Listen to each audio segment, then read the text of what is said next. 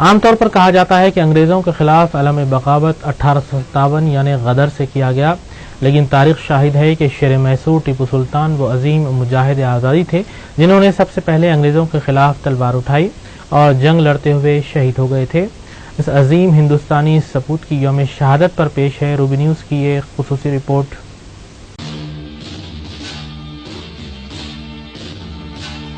ٹیپو سلطان یہ وہ نام ہے جنہیں شیر میسور کے نام سے بھی یاد کیا جاتا ہے۔ انگریزوں سے تنہا لڑنے والے اس مجاہد کو آج بھی مسلمانوں کے قومی ہیرو کے طور پر جانا جاتا ہے۔ اسلام نے دنیا کو کئی ایسی نامور شخصیات دی ہیں جن پر تمام انسانیت فخر کر سکتی ہے، اور ٹیپو سلطان کا شمار بھی انہی شخصیتوں میں ہوتا ہے۔ ٹیپو سلطان کا نام ایک صوفی بزرگ ٹیپو مستان ولی کے نام پر رکھا گیا، اور ٹیپو سلطان 20 مئی 1750 عیسوی کو جمعے کے مبارک دن میسور کے حکمران حیدر علی کے گھر پیدا ہوئے۔ شیر میسور کی ابتدائی تعلیم گھر پر ہی ہوئی، اور انہوں نے عربی، فارسی، انگریزی اور فرانسیسی تعلیم بھی حاصل کی۔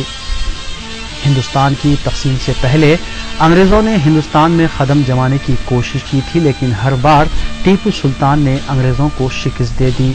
ٹیپو سلطان اکثر کہا کرتے تھے کہ انگریز مکار قوم ہے جو میدان جنگ میں سازشی قلعے تعمیر کر کے عیاری اور مکاری کے ہتھیاروں سے لڑتی ہے، اور یہی مکاری اور عیاری انگریز کا سب سے بڑا ہتھیار ہے۔ اس دور میں انگریز جان چکے تھے کہ ٹیپو سلطان کی موجودگی میں وہ ہندوستان میں کبھی بھی پاؤں نہیں جما سکے گا، کیونکہ ہندوستان میں صرف ایک ہی دلیر شخص رہ گیا ہے جو ہندوستان کو انگریزوں سے خالی کروا سکتا ہے، کیونکہ ٹیپو سلطان وہ شخص ہے جو جنگ کو جہاد کا درجہ دیتے تھے۔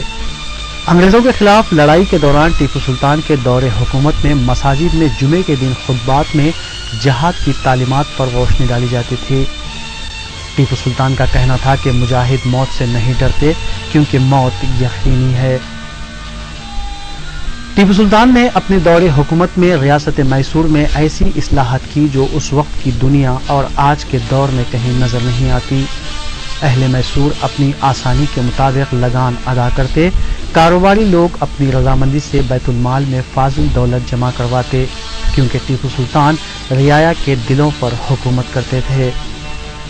ٹیپو سلطان کے 17 سالہ دور حکومت میں رعایا کی تمام ضروریات پوری ہوتی تھی۔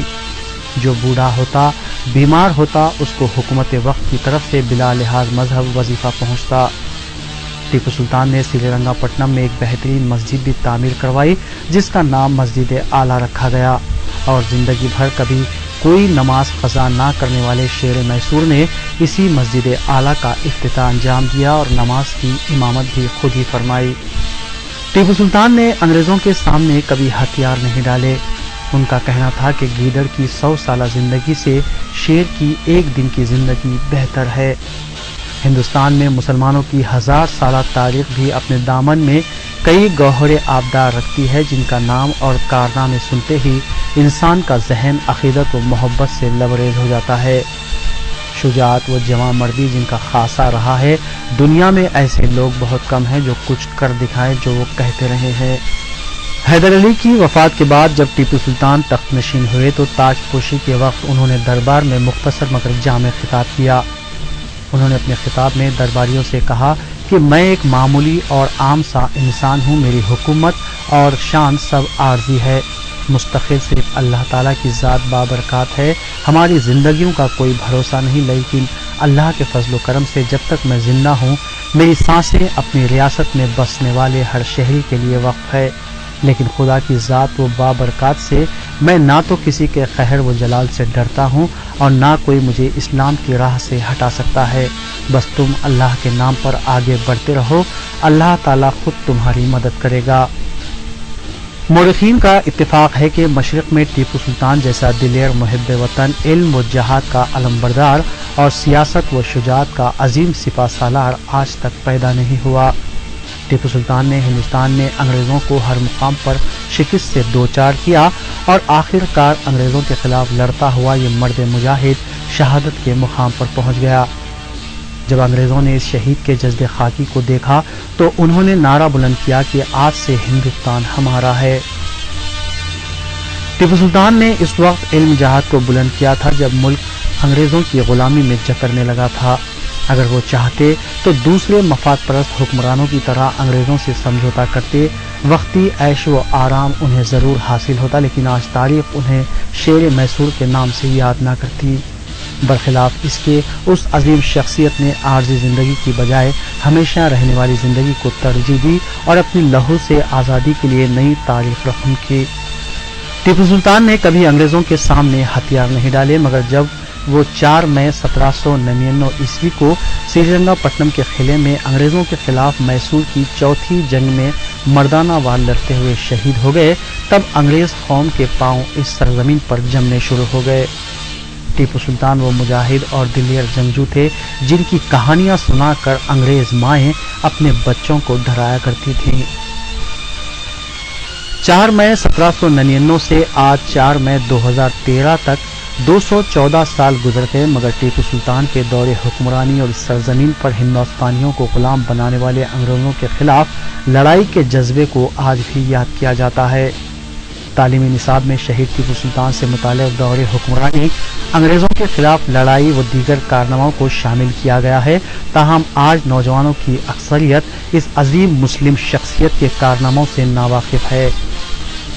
तारीख का मुताला करे तो मालूम होगा कि टीपू सुल्तान एक कौमी हीरो थे जिन्होंने जाम शहादत नोश किया, मगर गैरों और जालिमों के सामने सर नहीं झुकाया। आज ज़रूरत इस बात की है कि तारीख की इस अजीम शख्सियत के कारनामों और दौरे हुक्मरानी के अलावा बातिल के सामने सर झुकाने से बेहतर सर कटाने का जज्बा नई नस्ल में पैदा होना चाहिए।